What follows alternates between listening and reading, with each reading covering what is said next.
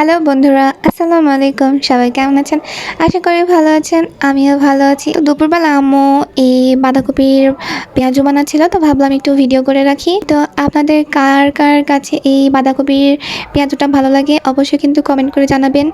আর আম্মুর হাতের রান্না তো সবসময় বেস্ট বেস্ট বেস্ট হবে, এটা তো আর বলার কিছুই নেই। তো দেখুন কিভাবে আমার আম্মু এই বাঁধাকপির বড়াটা বানিয়েছিল।